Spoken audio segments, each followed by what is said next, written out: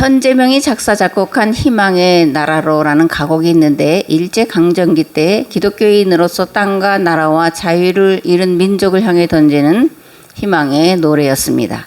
배를 저어가자 험한 바다 물결 건너 저편 언덕에 산천 경계 좋고 바람 시원한 곳 희망의 나라로 밤은 지나가고 환한 새벽 온다 종을 크게 울려라 멀리 보이나니 푸른들이로다 희망의 나라로 돛을 달아라 부는 바람 맞아 물결 넘어 앞에 나가자 자유 평등 평화 행복 가득 찬 곳 희망의 나라로 일제강점기 때 우리 민족이 바라보는 이상향을 노래했는데 어떤 나라였냐 하면 자유 평등 평화 행복이 가득한 나라였습니다. 그런데 이러한 이상향에 들어가려면 조건이 있다라고 현재명은 노래합니다. 먼저 파도가 일렁이는 바다를 건너 앞서가야 한다라는 것이고 어둡고 캄캄한 밤 같은 고난과 고통의 질곡을 건너야 한다라는 것이었습니다. 지치지 않고 포기하지 않는 소망을 가슴에 품고 있어야 한다는 것이었습니다. 이런 노랫말로 볼 때 현재명은 그리스도인으로 산다는 것은 절망 중에서도 가슴에 희망을 품고 살아가는 존재라고 믿었다 이렇게 볼 수 있습니다. 고난과 고통이 우리 민족을 무너뜨릴 수 없고 도리어 고난과 고통을 소망으로 꿋꿋이 이겨낼 수 있다는 믿음을 가졌다라고 볼 수 있습니다. 아멘. 그리스도인들이 지치지 않고 포기하지 않는 소망을 가슴에 품고 살아갈 수 있는 이유는 어디에 있을까? 첫째, 소망의 대상, 소망의 근거가 분명하기 때문입니다. 둘째, 목적지가 분명하기 때문입니다. 즉 내가 지금 어디에 서 있고 어디를 향해 가고 있는지가 분명하기 때문에 소망을 품고 살아갈 수 있다는 겁니다. 세 번째로 목적지를 향해 가는 길과 방향이 분명하기 때문입니다. 아멘. 다시 말씀드리면 그리스도인은 뭐로 가도 서울만 가면 된다. 꽁 잡는 게 매다라는 식의 생각을 해서는 안 된다라는 거예요. 목적이 수단을 정당화해서는 안 되는데 왜냐하면 이러한 논리는 공산주의 논리이기 때문에 그렇습니다.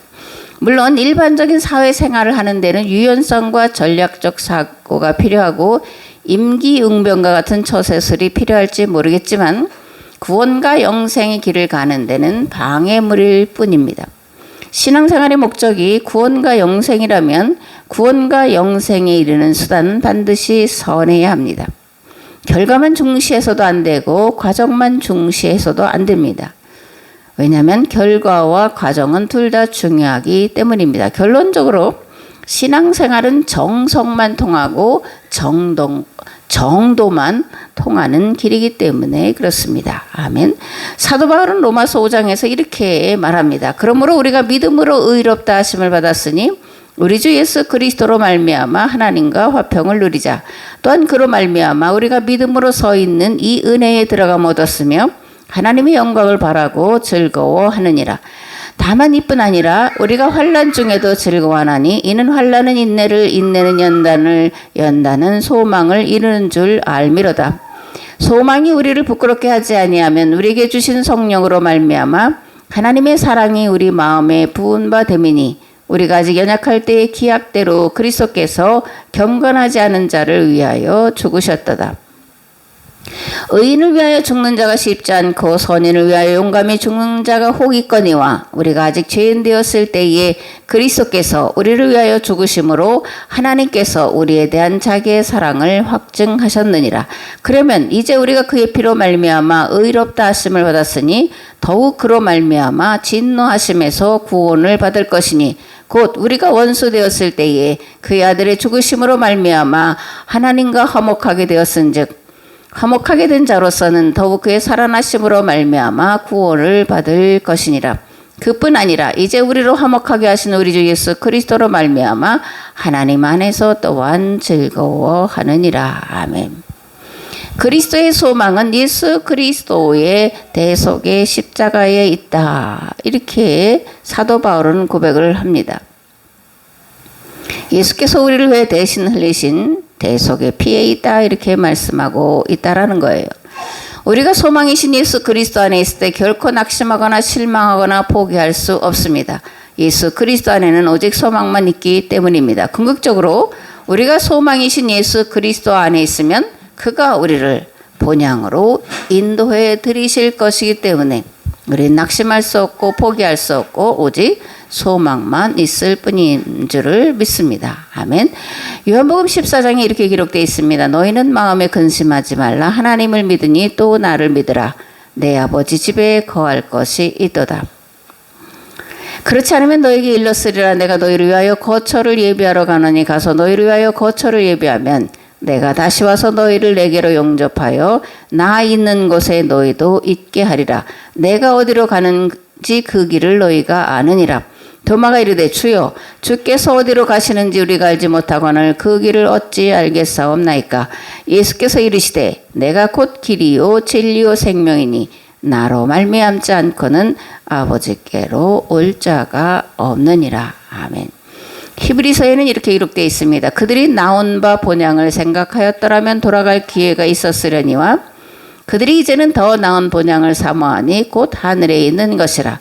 이러므로 하나님이 그들의 하나님이라 일컬음 받으심을 부끄러워 아니하시고 그들을 위하여 한 성을 예비하셨느니라. 아멘. 어떤 이가 이렇게 이제 글을 썼습니다. 소망은 외국어가 아닙니다. 소망은 하나님께서 우리를 사랑하셨기 때문에 익히게 된 우리의 모국어입니다. 그러니까 소망이라는 말은 우리의 모국어라는 거예요. 왜냐하면 하나님이 창세전에 우리 마음에 소망을 심어 놓으셨기 때문에. 소망은 땅의 언어가 아니에요. 하늘의 언어요. 하나님의 언어요. 우리의 모국어다. 이렇게 아름답게 표현을 하고 있음을 보게 됩니다.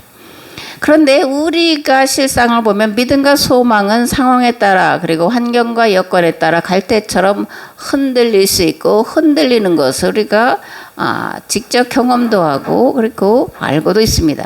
그러나 결코 자초할 수 없고 자초될 수 없다라는 것을 우리는 믿습니다. 왜냐하면 소망이 이미 우리 안에 있기 때문이요. 무엇보다 우리가 항해하는 인생의 바다에 예수 그리스도께서 든든한 닻이 되시기 때문이요. 그가 우리를 안전하고 평안한 소망의 항구로 인도해 주실 것을 믿기 때문입니다. 아멘. 시국이 참으로 어수선합니다. 왜 이렇게 됐을까? 그 원인이 어디에 있을까? 정치권에서 시작된 분열의 언어가 일상이 되었고 미움의 언어가 일상화가 되었고 파멸의 언어가 일상화가 되었기 때문입니다. 자신들의 권력 유지를 위해 너 죽고 나 살자라는 의식이 팽배해 있기 때문입니다. 특정인들의 특권의식, 특정 지역의 선민의식이 팽배해 있기 때문입니다. 그래서 우리 사회는 소망이 점점 사라져가고 있다고 느끼고 절망에 가까운 한숨을 내쉬고 있는 겁니다. 그런데 교회는 이런 문제를 해결할 책임과 의무가 있음을 자각을 해야 합니다. 사회 전반에 깔려있는 마귀의 속임수를 벗겨낼 책임과 의무가 교회와 성도에게 있다라는 거예요. 마귀의 주특기는 분열입니다. 거짓과 미움, 다툼, 시기, 질투 그리고 이것들의 뿌리는 탐욕입니다. 마귀는 이런 탐욕을 불러일으키는데 주특기가 있다라는 것을 우리가 항상 기억하면서 내 안에 미움, 다툼, 시기, 질투, 분열 그런 것들이 생겨날 때에 예수 그리스도의 이름으로 물리치는 그런 성도가 되어야 할 줄을 믿습니다. 두 번째로 교회가 세상 구원 공동체라는 것을 보여주어야 할 때가 되었다라는 것을 자각해야 합니다. 셋째, 영혼 구원이 아니고 삶의 구원이라는 것을 우리만의 구원이 아니라 온 세상 만물 구원을 위해 나서야 할 때임을 자각해야 합니다. 넷째, 행동하는 양심으로 각자 자리에서 주어진 일에 성실히 그리고 최선을 다하는 모습을 세상에 보여주어야 할 때임을 더욱더 자각을 해야 합니다. 마지막으로 절망의 언어가 아니라 소망의 언어, 미움의 언어가 아니라 용서의 언어, 다툼과 분열의 언어가 아니라 연합과 화합의 언어를 말해야 합니다. 왜냐하면 그리스도인들에게 이러한 일들은 선택이 아니라 필수이기 때문에 그렇습니다. 아멘. 세상은 이러한 일을 신실하고 충성되이 감당할 하나님의 아들들이 나타나기를 고대하고 있습니다. 오늘 말씀을 듣는 우리가 이 세대가 그토록 목말라 애타는 하나님의 아들들로 세워져서 세상을 살맛나게 만드는 복의 통로가 되시기를 우리 주 예수 그리스도의 이름으로 축복합니다. 아멘. 오늘 함께 나눌 말씀은 마태복음 19장 16절에서 30절 말씀인데 봉독을 하겠습니다. 어떤 사람이 주께 와서 이르되 선생님이여 내가 무슨 선한 일을 하여야 영생을 얻으리이까? 예수님께서 이르시되 어찌하여 선한 일을 내게 묻느냐? 선한 이는 오직 한 분이시니라. 네가 생명에 들어가려면 계명들을 지키라. 이르되 어느 계명이오니이까? 예수님께서 이르시되 살인하지 말라, 간음하지 말라, 도둑질하지 말라, 거짓 증언하지 말라, 네 부모를 공경하라, 네 이웃을 네 자신과 같이 사랑하라 하신 것이니라. 그 청년이 이르되 이 모든 것을 내가 지켰사온데 아직도 무엇이 부족하니이까? 예수님께서 이르시되 네가 온전하고자 할진대 가서 네 소유를 팔아 가난한 자들에게 주라. 그리하면 하늘에서 보화가 네게 있으리라. 그리고 와서 나를 따르라 하시니 그 청년이 재물이 많은 거로 이 말씀을 듣고 근심하며 가니라.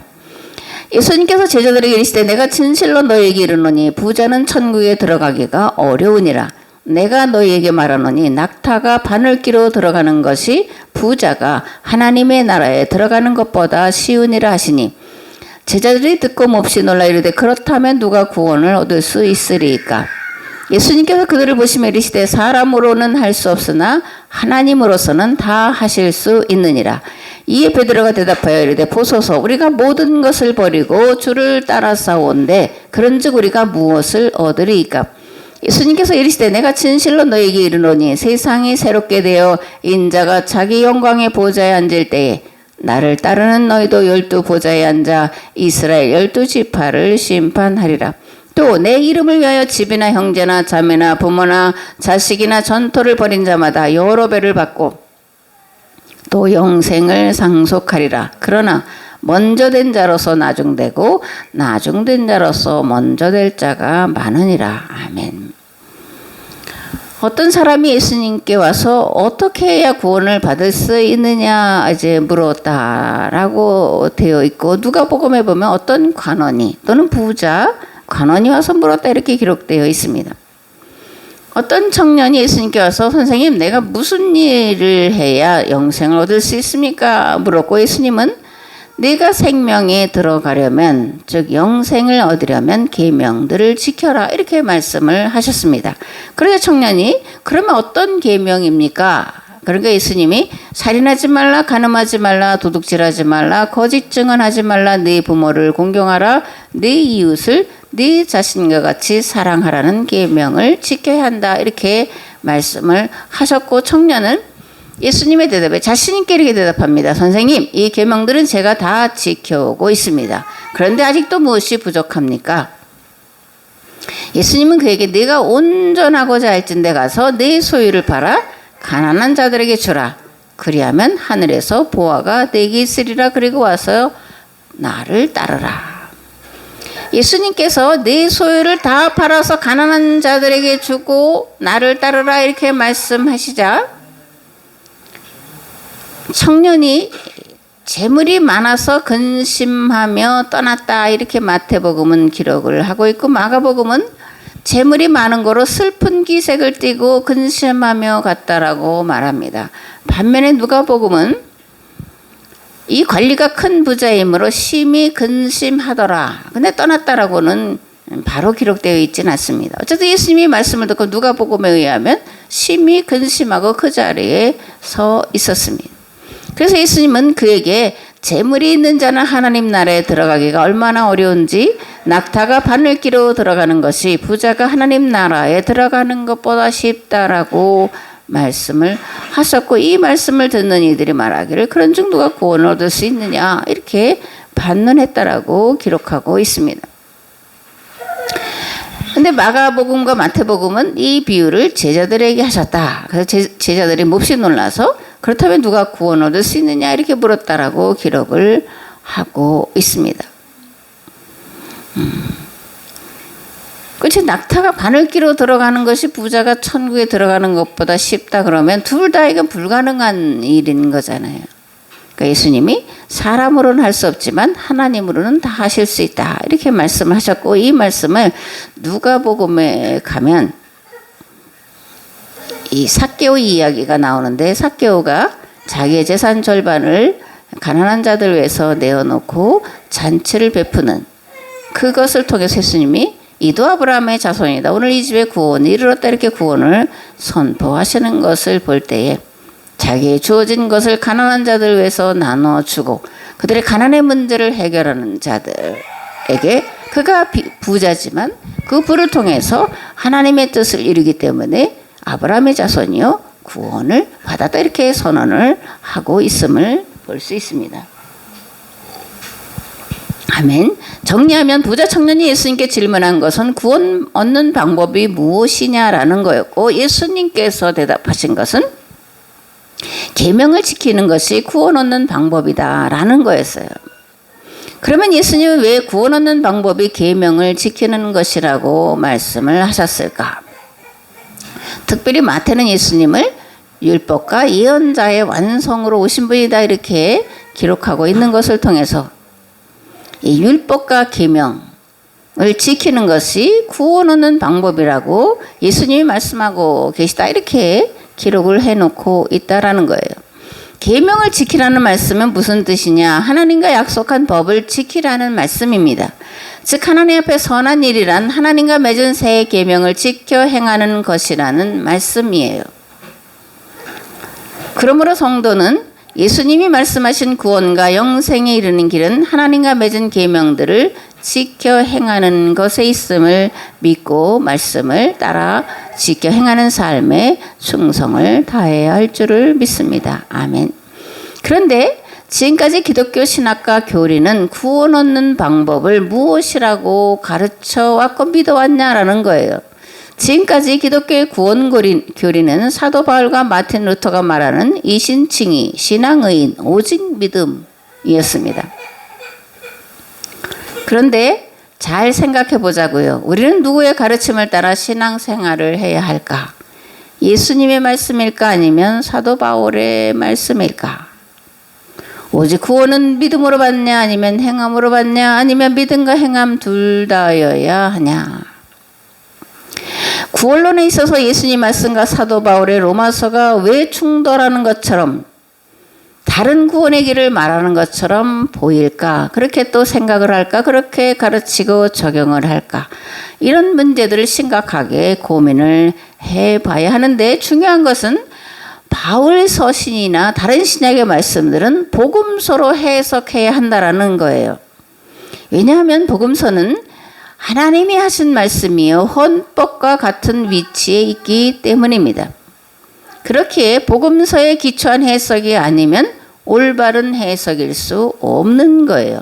세상법도 마찬가지입니다. 형법이나 민법, 상법 그리고 각종 소송법 등은 헌법 정신에 따라 해석되고 적용되어야 합니다. 만일 헌법 정신에 위배된 법이 있다면 법으로서 가치를 상실한 거라는 거예요. 그런데 지금까지 우리는 왜 예수님이 말씀하신 구원의 방법이 아니라 사도 바울이 로마서에서 말하는 이신칭의를 바탕으로 한 구원론을 따라 신앙생활을 해왔냐라는 거예요. 결정적인 이유는 교부들이 헬라 철학자였지 율법과 계명, 즉 구약의 문외한이었다라는 데 있습니다. 교부들이 율법과 계명에 대해서 전혀 몰랐기 때문에 로마서에 있는 그것을 문자대로 해석하고 이해하면서 믿음으로만 구원받는다 이렇게 가르쳐 왔다라는 거예요. 또 다른 이유는 로마서가 구원 교리를 위한 거라고 생각을 했기 때문이에요. 그러나 로마서는 구원 교리의 결정판이거나 구원 교리를 위해서 로마에 있는 교회에 써보낸 것이 아니라는 거예요. 그리고 로마서에서 말하는 이신칭의는 오늘 우리가 알고 있는 것과는 거리가 멀다라는 겁니다. 그렇다면 사도 바울이 로마서에서 말하는 이신칭의 무엇을 말하고자 했을까? 먼저 사도 바울이 말하는 신앙의인 또는 이신칭의는 유대교 율법과 복음의 근본 차이가 무엇인지를 말하고자 하는 데 있었다라는 겁니다. 예수님 당시 유대교의 구원론은 의인 구원론, 자력 구원론이었어요. 저는 행위 구원론 이렇게 말하는데 이것의 기초는 인과응보 교리고 유대교 율법이었다라는 겁니다. 바벨론 포로기를 거치고 나서 또 계속해서 이스라엘 사람들은 페르시아와 헬라 그리고 로마 제국의 지배를 연속적으로 받았습니다. 그러면서 유대인들은 여호와 신앙의 정체성과 유대인이라는 민족 정체성을 지키기 위해서 몸부림쳤습니다. 그래서 만들어낸 것이 유대교 율법이었는데 유대교 율법이란 계명을 조항으로 만들고 그것을 문자대로 지키도록 한 것을 말합니다. 특히 안식일법을 강조해서 39가지나 되는 조항을 만들어서 지키도록 했는데 이 안식일법의 기초를 이들은 신명기에서 찾지 않고 출애굽기에서 찾았다라는 거예요. 출애굽기 20장에 이렇게 기록되어 있습니다. 안식일을 기억하여 거룩하게 지키라. 엿새 동안은 힘써 네 모든 일을 행할 것이나 일곱째 날은 네 하나님 여호와의 안식일인즉 너나 네 아들이나 네 딸이나 네 남종이나 네 여종이나 네 가축이나 네 문 안에 머무는 객이라도 아무 일도 하지 말라. 이는 엿새 동안에 나 여호와가 하늘과 땅과 바다와 그 가운데 모든 것을 만들고 일곱째 날에 쉬었음이라. 그러므로 나 여호와가 안식일을 복되게 하여 그날을 거룩하게 하였느니라. 아멘. 안식일에는 아무것도 하지 말라는 법이죠. 신명기의 법은 뭐라고 제가 여러 번 말씀드렸나요? 너같이 안식하게 하라 였습니다. 문제는 안식일을 제대로 지킬 수 없는 자들이 생겨났다라는 것인데 안식일을 지킬 수 없는 자들은 누구였냐? 가난한 자, 곧 고아와 과부와 나그네 그리고 병든 자였다라는 거예요. 더 큰 문제는 그런데 가난한 자, 병든 자, 과부 등은 또는 고아나 나그네들은 하나님께 죄를 저질러 심판받은 결과라고 하는 인과응보 교리를 잣대로 해서 죄인으로 정죄했다라는 거예요. 반대로 부자나 건강한 자나 권력자들은 계명을 잘 지켜 하나님께 복받은 자요 의인이요 구원받은 자라고 믿었다는 데 있습니다. 이런 공로주의 선민사상 의인신앙을 통틀어 한마디로 하면 자력구원이에요. 그러니까 예수님 당시 유대인들의 구원론은 의인구원론이요 행위구원론이요 자력구원론이었다라는 겁니다. 사도 바울은 이러한 유대교의 구원론에 대해 구원은 유대교 율법을 조항과 문자대로 지켜 행함으로 받는 것이 아니라 오직 예수 그리스도를 믿음으로 죄인을 의롭다 하시는 칭으로 말미암아 그리고 오직 은혜 곧 타력으로 하나님의 은혜로 구원에 이른다라고 말하고자 이 신칭의를 말하고 있다라는 겁니다. 아멘. 20절의 청년이 예수님이 말씀하신 계명들을 다 지켰다라고 말할 때 그 계명은 그러니까 금방 말씀드린 대로 유대교 율법을 즉 계명을 조항과 문자대로 표면적으로 지켰다는 것을 말하고 있습니다. 그래서 살인하지 않았으니까 간음하지 않았으니까 도둑질하지 않았으니까 나는 계명을 다 지켰다. 그런데 또 무엇이 필요하냐 이렇게 이제 물었다라는 겁니다. 그래서 예수님은 네가 온전하고자 할진대 네 소유를 팔아 가난한 자들에게 주라 그리고 와서 나를 따르라 이렇게 말씀하신 것이었습니다. 예수님이 이 부자 청년에게 재산을 팔아 가난한 자들에게 주라고 하신 것은 성경이 말씀하는 안식년 희년의 법을 지키라는 그런 이면적인 그런 의미가 있었음을 우리가 알아야 합니다. 사실 율법과 계명은 약자 보호법이에요. 가난한 자 곧 고아와 과부와 나그네를 부한 자들과 건강한 자들과 같은 삶을 살도록 보장하는 사회법입니다. 그리고 이런 사회보장법을 아주 자세하고 촘촘하게 이제 말씀을 해놓고 있는데 안식일을 지키는 것이고 안식년을 지키는 것이고 11조와 헌물을 드리는 거였어요.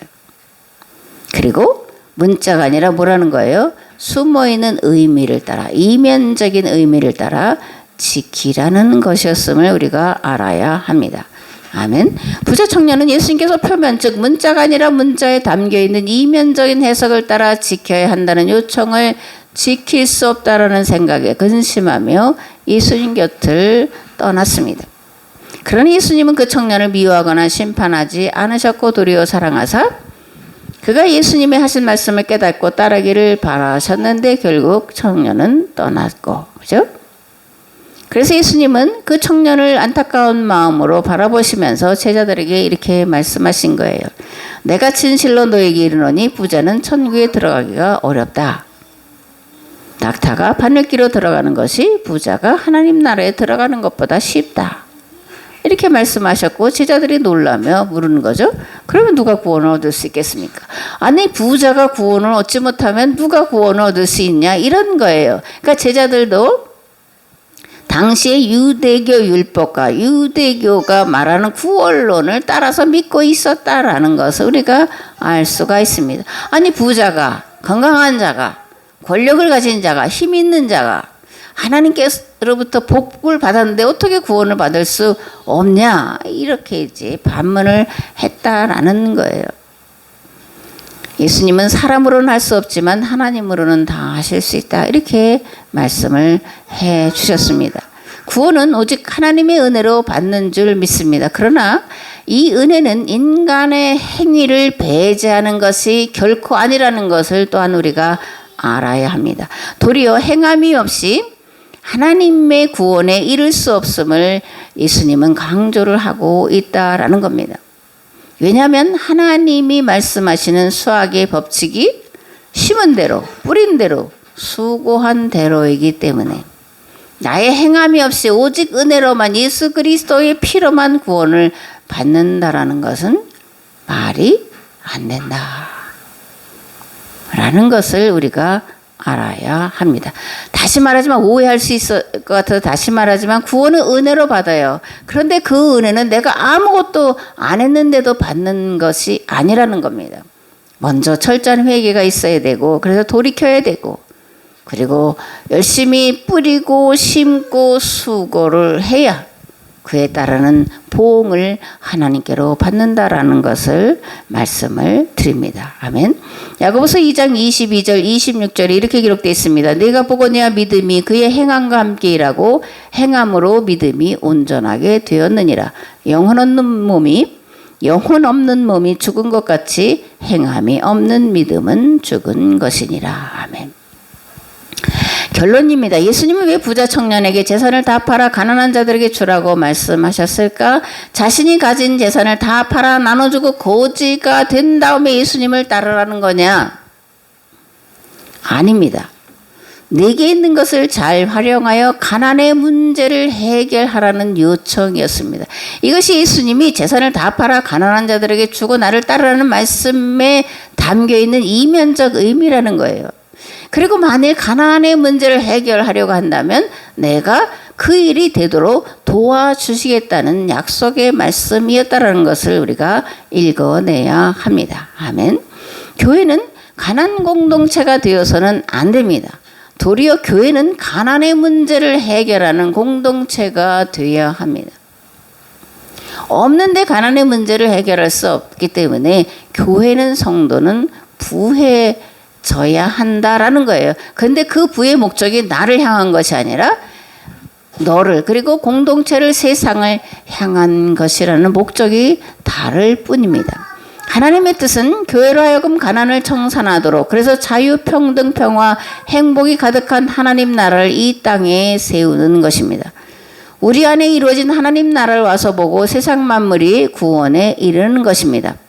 복의 근원 되셔서 세상을 복받게 하는 세상을 구원하는 교회와 성도 되시기를 우리 주 예수 그리스도의 이름으로 축복합니다. 아멘.